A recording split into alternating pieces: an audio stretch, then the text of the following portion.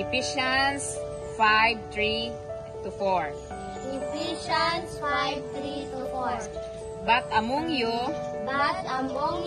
there must not be even a hint of sexual immorality, or of any kind of impurity, or of greed, because these are improper for God's holy people. Nor should there be obscenity, foolish talk, or curse joking, which are out of place, but rather thanksgiving. Okay, 1 Peter 4:10 to 11. Kaya pa. 1 Peter 4:10 to 11. Each of you should use whatever gift you have received to serve others as faithful stewards of God's grace in its various forms.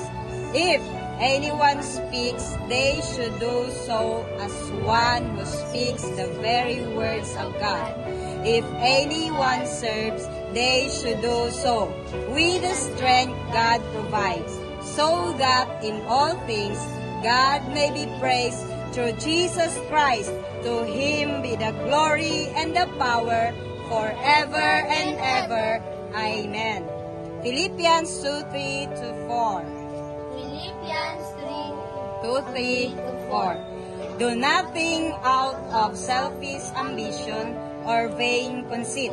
Rather, in humility, value others above yourselves, not looking to your own interest, but each of you to the interest of the others. 1 John 4:7 to 8. 1 John 7 to 8.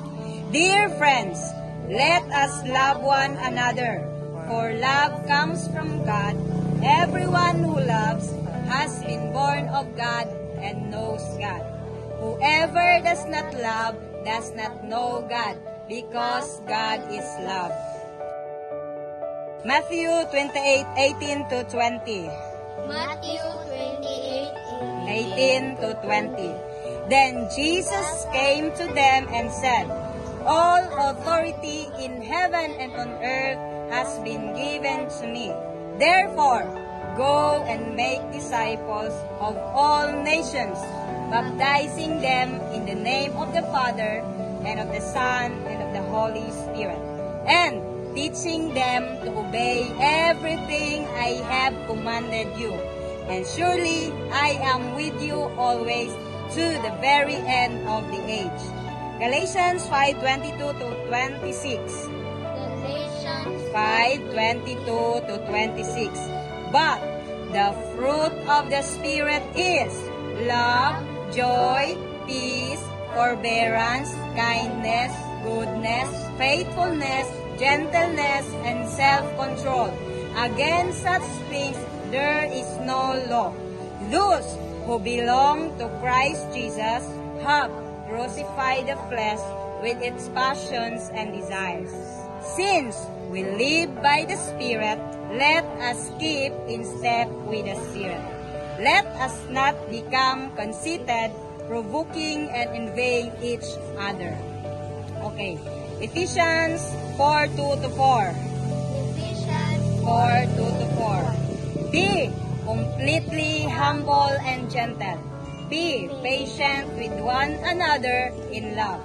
Make every effort to keep the unity of the Spirit through the bond of peace. There is one body and one Spirit, just as you were called to one hope when you were called. 1 Peter 1:23. 1 Peter 1:23. For you have been born again, not of perishable seed, but of imperishable, through the living and enduring Word of God. 2 Timothy 3:14 to 17. 2 Timothy 3:14 to 17.